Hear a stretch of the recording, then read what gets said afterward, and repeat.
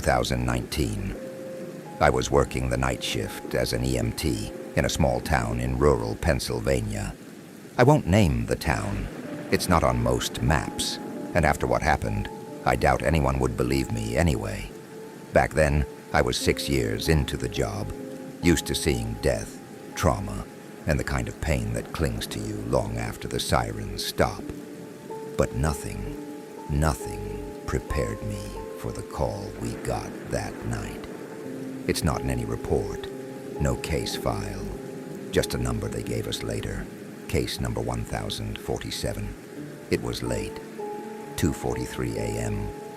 I remember the time because I had just taken a sip of gas station coffee that tasted like burnt rubber. We were parked near an abandoned church on the outskirts of town. My partner, Eddie, asleep in the back. Dispatch crackled to life through the static. Unit 4B, report of unconscious individual at 1127 Bremer Road. Caller reports a woman lying in the driveway, unresponsive.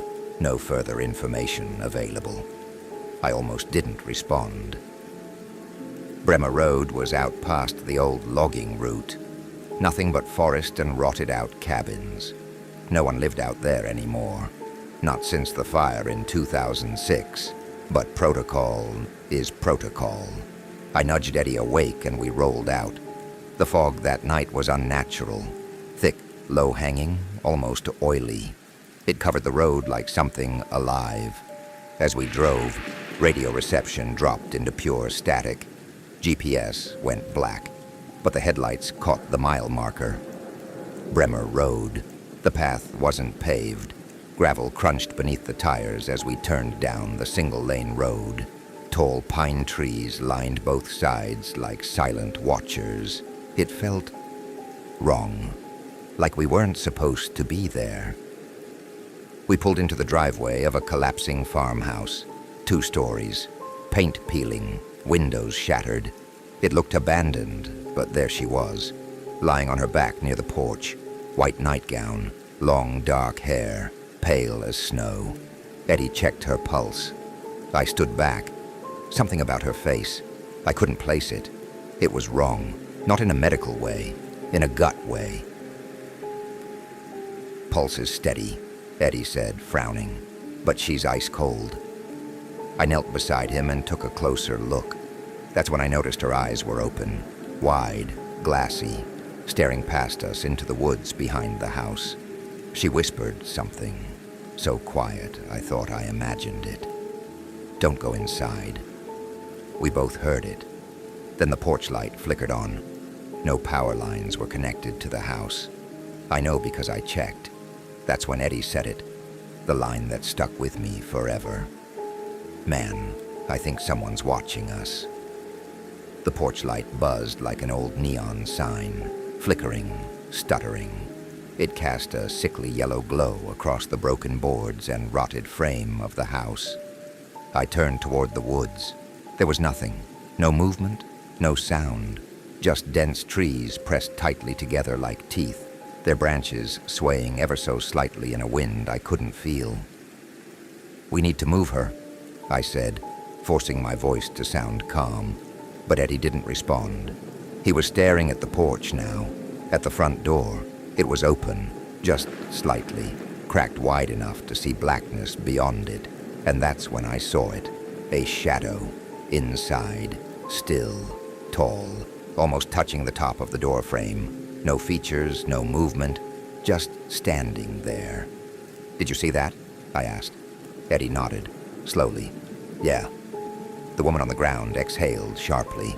Her chest heaved, and she whispered again, louder this time, like it hurt to speak. Don't let it see you. Then her body went completely still. I checked her pulse again. It was racing now, her skin clammy. Cold sweat lined her forehead. Load her into the rig, I said. Now. Eddie and I lifted her onto the stretcher. As we wheeled her back to the ambulance, I heard it. A sound I'll never forget. Knocking. 3 knocks. Slow. Deliberate. Coming from the inside of the house. From behind the open door. We didn't stop to look. We got her inside the back of the ambulance and I slammed the doors shut. Eddie jumped into the passenger seat. I climbed behind the wheel. That's when I noticed something new. Footprints in the mud, all around the ambulance, leading up to the house and back into the woods. Bare feet, dozens of them, all different sizes, some small, some disturbingly large. None of them were ours. The engine started, but the headlights were dim, too dim, like the fog was swallowing the light itself. "Let's go," Eddie snapped. I threw it into reverse, but the tires spun. Mud sprayed. We weren't moving. The radio flared back to life. Pure static again, but buried deep in it. Under the hiss, I swear to God, I heard a voice. "Don't leave. You brought it." I froze. "Did you hear that?" I asked. Eddie didn't answer. I turned to him, and his eyes were wide, staring forward. "What the hell?" he whispered. I followed his gaze, back toward the house. There were people now, or shapes. Dozens, lining the edge of the forest, perfectly still, just outside the range of our headlights, watching. And one of them was waving, not at us, at the woman inside the ambulance. They weren't people, not exactly. The figures standing at the tree line. They were human-shaped, sure, but there was something off about the way they held themselves, like they were waiting for a cue. Not moving, not breathing, just waiting. Their heads twitched slightly, like broken marionettes. One would jerk its neck to the side, then freeze again. Another would raise its arm slowly, unnaturally slowly, only to let it fall limply to its side. They didn't blink, didn't make a sound, and the one waving, it never stopped. Just that slow, taunting wave, back and forth, back and forth. "We need to move. Now," I said, gripping the steering wheel tight. I rocked the ambulance back and forth, pumping the gas, the tires slipping in the mud. Then finally, traction. We jolted backward and spun the wheel toward the main road. As we reversed down Bremer Road, Eddie kept looking in the side mirror. "They're not following," he said, almost sounding disappointed. "Would you want them to?" I snapped. But even as I said it, I could feel something, some weight, in the back of the rig. Like we weren't alone. Like something else had gotten in. We didn't speak again until we hit pavement and the lights came back to full strength. 5 minutes later, we reached the hospital. A nurse and 2 orderlies met us at the ER bay. When we opened the back doors, the woman was gone, completely. No stretcher, no blood, no broken restraints, nothing. Eddie jumped in, checking under the gurney, behind equipment. I checked outside, ran around the parking lot. Nothing. "What the hell?" Eddie murmured. "She was here. She was right here." Security was called. We reviewed camera footage from the ER dock. The feed showed us pulling up, opening the doors, and nothing inside. No patient, just an empty stretcher. The hospital staff thought we were messing around. They logged it as an equipment malfunction and gave us a warning for improper reporting. We were told to take the rest of the night off. But we didn't go home. We went back. It was my idea. I told Eddie we needed answers, that maybe she wandered off in a confused state. Maybe she'd hurt herself. Maybe she was hiding. I didn't say what I was really thinking, that she wasn't alone in that ambulance, that something came with us. Bremer Road looked worse in the daylight. The fog was gone, but the house looked older, more decayed, like it had aged a decade overnight. There were no footprints now, no signs of life. The forest was dead silent. Eddie didn't want to get out of the vehicle. I did. I walked toward the porch. The door was still open, and on the wood, scratched deep into the frame, were the words. She was the lock. You were the key. I don't scare easy. You can't do 6 years of emergency response and not develop some kind of emotional armor. But reading those words, she was the lock. You were the key. Did something to me. It was like my brain refused to process it rationally. Like some part of me, deep and primal, understood the implication, but refused to say it out loud. I backed away from the porch and turned to Eddie. "We shouldn't be here," I said. He didn't move, just stood at the edge of the driveway, eyes fixed on the tree line again. "They're watching us," he whispered. I followed his gaze. Nothing, just trees. But it felt like the woods were breathing. That's when Eddie started walking toward the forest. Slow, mechanical, like he was being pulled. "Eddie, don't," I called out. But he didn't stop. I ran after him, grabbed his shoulder, and spun him around. His pupils were blown out, almost no iris left. Sweat beaded his forehead. His lips were moving, whispering. "She's not gone. She's just deeper." I pulled him back toward the ambulance, practically shoved him inside. I slammed the door and locked it. Then the smell hit me. Rot, earth, old wood and wet iron, the scent of something ancient and buried. It was coming from the woods, not just the trees, but underneath them. And for just a second, I swear I saw it. Between 2 trees, way back, nearly hidden in the shadows, a door, wooden, standing upright. No hinges, no frame, just there. And it was open. Inside was nothing but pitch black. No, not black. Something moving, like the dark was alive, like it was looking back. I blinked, and it was gone. We didn't speak the whole drive back.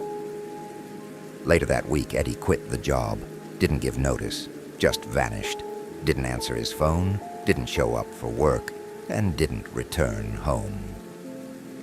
His apartment was left untouched. TV still on, half a bowl of cereal on the table. No signs of struggle, no fingerprints that didn't belong. The department filed a missing persons report. I knew he was gone, but not missing. I started having dreams after that. In them, I'd be standing in the forest again, at night, alone, always the same. That house behind me, the wooden door ahead of me, and that whisper, "You opened it. Now you belong." One night, about a month after Eddie disappeared, I woke up gasping for breath. I was covered in mud, and in my hand was a piece of wood, a small jagged sliver from a door. I kept that piece of wood in a locked drawer for 2 weeks. Every time I looked at it, I felt a tightness in my chest, like something heavy was pressing on me from the inside. It was cold to the touch, always. No matter where I kept it, even in direct sunlight, it stayed cold. I took it to a local carpenter I knew, an older guy, Glenn, who'd worked with wood his whole life. I didn't tell him where I got it, just asked him what he thought. He held it in his palm, ran his thumb across the grain. Then he went quiet, really quiet. "This isn't normal wood," he finally said. "What do you mean?" "I mean it's old. Like, not just reclaimed. Like pre-industrial. And it's not from around here. The grain pattern, the density. I've never seen anything like it." I pressed him. "So, is it valuable?" Glenn didn't answer. He just handed it back and said, "Burn it. And don't bring me anything like that again." That night, I tried. I took the piece of wood out behind my house and lit a small fire pit. The flame caught quickly. I dropped the wood into the center, and it didn't burn, not even blacken. Instead, it made a sound. Not out loud, not exactly. It was more like a tone, inside my skull. A low hum that rattled behind my eyes and made my teeth ache. I stumbled backward and kicked sand over the fire. The humming stopped instantly. I didn't sleep that night. The next day, I drove out to Bremer Road again. I don't know why. The house was gone. No sign of it. Just a clearing. grass where the driveway used to be. The trees were closer now, grown in, almost like they were hiding something. I got out of the car and walked to where the porch should have been. There were no footprints, no broken boards, just silence. And then I heard it, knocking 3 times. But this time, it wasn't from the woods. It was coming from my car. I turned slowly and saw something in the back seat. A woman, the same one from that night, pale, eyes wide, blood on her temple, mouth opening, but no sound coming out. I ran to the car, and it was empty. No one inside. I stopped sleeping altogether after that. When I closed my eyes, I'd see flashes, moments, a place made of wooden fog, hallways that bent in impossible angles, people with no mouths, only eyes, black and unblinking, and always the door, standing alone. Sometimes it was open, sometimes closed, but it was always closer. Each night, a few steps nearer. I moved cities, changed jobs, blocked everyone from the department. Didn't matter. I woke up one night in my bathtub. The water was running and carved into the wall. Not written, not painted, but carved were the words, "You never left." I tried therapy. Didn't work. The moment I'd mention the dreams, or the woman or the door, the therapists would go pale. Eyes glaze over. One of them, a veteran counselor who'd handled trauma cases for 20 years, literally walked out of the room mid-session. Didn't say a word, just stood up and left. Her assistant apologized, said she'd never done anything like that before. But I could tell. She'd seen something, or worse, recognized it. I started documenting everything, writing it all down, recording audio journals, photographs. Every time I woke up with mud on my feet, I'd snap pictures. When I found small wooden splinters on my pillow, I'd bag them. I sent samples to a lab anonymously. The results came back. The wood? Not traceable. Not cataloged in any database. The chemical composition didn't even match any known organic material. And the mud had high concentrations of sulfur, like swamp soil. But none of it was from the region. I was losing time, too. Whole hours gone. I'd check the clock. 1 a.m., next blink. 3:47 a.m. Sometimes I'd wake up outside, sitting on a park bench, once on the roof of my apartment. No memory of how I got there. Just a faint ringing in my ears and dirt under my fingernails. Then I started getting the calls. No caller ID, just static on the other end. But behind the static, if I listened really close, there was whispering, always the same phrase. "Open the door." I stopped, answering. Didn't help. The calls kept coming, all times of the day. Once while I was at the grocery store, another while I was driving, and one night, my TV turned on by itself. Snow on the screen, volume maxed out, and through the hiss, a face, for less than a second, a woman, eyes wide, pale, lips moving, saying nothing, or everything. I threw the remote, unplugged the TV, didn't sleep for 3 days.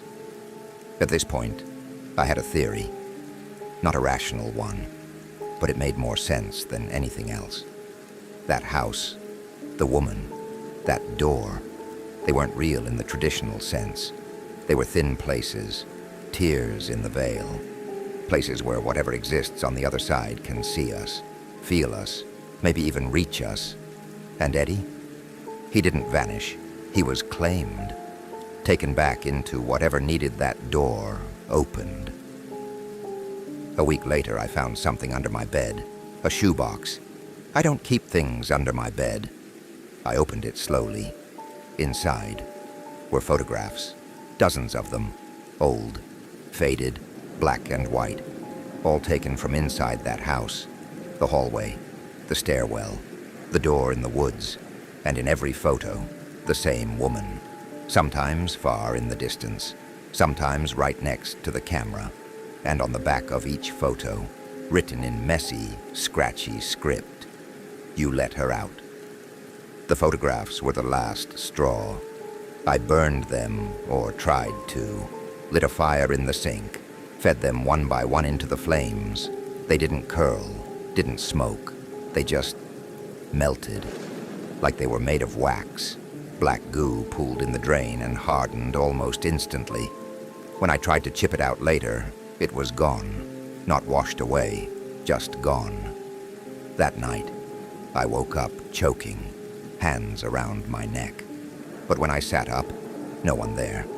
My skin burned where the fingers had pressed. I flipped the lights on, rushed to the mirror. There were bruises, clear, fresh, finger-shaped. I called the police. They came, took photos, looked around the apartment, found nothing. No forced entry, no signs of struggle. My front door had 3 locks, all of them still engaged. The officers left with concerned expressions, but no answers.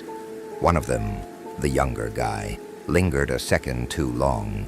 Before leaving, he leaned in and whispered, "It's better if you don't talk about it."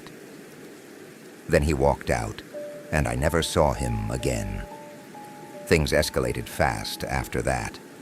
I started hearing scratching in the walls, from inside closets, beneath the floorboards. Every time I traced it, it would move, just out of reach, always shifting. One night, I tore a hole in the drywall near the bathroom. What I found inside still haunts me. Hair, human hair, long, wet, tangled around a broken mirror shard and what looked like baby teeth. I vomited right there, boarded the wall up, and didn't go back into that bathroom for weeks. I stopped going to work, didn't leave the apartment, didn't trust the sunlight, because sometimes, even in daylight, I could see shadows that didn't belong, like the one in my hallway that leaned when I walked by, like the one in the corner of my room that stayed, even after I turned the lights on. And then, the marks started showing up, on my body. First a long line down my back, like someone had run a nail from my neck to my waist while I slept. Then small circles on my wrist. Eventually letters, carved into my thigh. Faint, like a child's handwriting. They spelled, knock. Just that. Over and over. Knock. I couldn't take it anymore. I went back to Bremer Road. I don't remember the drive. Barely remember parking. But I remember walking into the woods. The air was thick, wet, like rain had just stopped, though the sky was clear. The trees bent inward as I walked. Branches touched my shoulders, then curled back. I didn't fight it. I wanted to find it now. The house, the door, her. And I did. Standing in the clearing, no longer just a memory, was the house. Rotting, tilting slightly, covered in ivy and moss, but real. There was a figure in the upstairs window, and as I stepped onto the porch, the door opened by itself. Inside was Eddie. Eddie looked exactly the same. Same torn uniform shirt, same jeans, same scuffed boots he wore the night he vanished. But his eyes weren't his. Too wide, too dark. No reflection in them, like they absorbed light instead of reflecting it. He didn't speak, just tilted his head slightly and gestured for me to come in. I stepped inside the house, and instantly the temperature dropped. Not just cold, dead cold. The kind that wraps around your bones and seeps into your teeth. The air smelled like wet soil and old breath. The door slammed shut behind me. The house was exactly as I remembered it from that first night. Same warped floorboards, same crooked chandelier, same staircase, spiraling upward into darkness. But it was bigger now, impossibly bigger, like the inside didn't match the outside. The hallway stretched longer than it should. Windows looked out into blackness, not the woods, not even night, just nothing. Eddie walked ahead of me without making a sound. I followed, heart pounding, fists clenched. I wanted to scream, wanted to ask where he'd been, why he hadn't reached out, if he was even real, but no words came. We reached the basement door. He stopped in front of it, turned to me, still expressionless, and pointed at the handle. Then, for the first time, he spoke. "You opened it once. You need to close it." I shook my head. "What are you talking about? I didn't..." But he was gone. Vanished. The hallway was suddenly empty, and the door, it creaked open on its own. Inside was darkness, but not empty darkness. It was breathing, pulsing, alive. I stepped down into the basement. Each step groaned, like it remembered. There was no furniture, no boiler, no storage, just walls covered in scratches, claw marks, letters, symbols in languages I didn't recognize. And in the center of the floor, a square of wood, slightly raised, the trap door. It was the same wood as the fragment I'd kept, same grain, same smell of old blood and damp rot. I knelt beside it, and as my fingers touched the ring, I heard whispering all around me. "Close it. She's awake. Don't look at her." I didn't listen. I opened it. Underneath wasn't a room, it was a shaft, endless, a pit that dropped into void, and rising from it came her, the woman. Same torn dress, same bleeding temple, hair floating like it was underwater. She didn't climb, she floated, and when her eyes met mine, I couldn't move, couldn't breathe. She whispered, but this time I heard it clearly. "You let me out once. There's no closing it now." I fell backward, crawled toward the stairs. But the house shifted. The walls bled. The lights burst. The stairs crumbled behind me as I ran, panting, screaming, clawing at anything I could grab. And then, silence. I was back outside, in the clearing. The house was gone. No Eddie, no door, just forest. Still, too still. I walked to my car, turned the key. The radio crackled to life on its own, and from the speakers came Eddie's voice. "She's in you now." The drive home felt like drifting through a fever dream. The roads didn't look right. Lights flickered where there were no street lamps. Signs had letters backwards, like someone was trying to spell wrong in the right language. I didn't recognize my own neighborhood when I reached it. Houses were there, sure, but they looked older, sagging, dark, as if they'd been waiting for me. I parked, walked slowly inside my apartment, and froze. The lights were already on, even though I knew I'd turned everything off. The kitchen faucet was dripping. In the mirror across the room, someone else was standing. Not a reflection, not me. Someone else, facing me.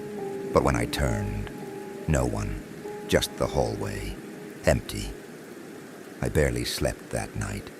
Every time I closed my eyes, I saw her, in different rooms, standing just behind me, sometimes crawling on the ceiling like she was gravity's mistake, sometimes watching from the closet.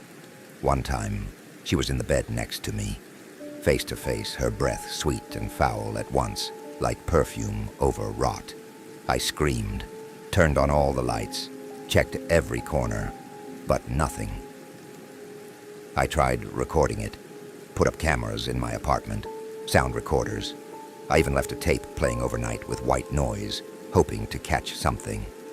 When I reviewed the footage the next morning, I saw myself, standing in the living room at 2:17 a.m., just staring into the camera, eyes wide open, smiling, mouth moving, but no sound. The weird part, I never left my bed. I didn't remember it. But there I was, still smiling, until 3:33 a.m. Then I just vanished from frame, reappeared on the couch, no cuts, no edit, just a flicker, then change. I haven't checked the recording since. I don't want to know what I've been doing when I'm asleep. My body started to change. Nothing visible? Not at first. But I felt it. My fingers twitched randomly. My eyes watered when I stood near mirrors. My bones ached in the morning, like they'd been rearranged overnight. I bled from my nose almost daily. And then, the dreams. If you made it this far, then you've already let her in. Some stories aren't meant to be heard. Some doors should never be opened. But you listened, and now it's too late.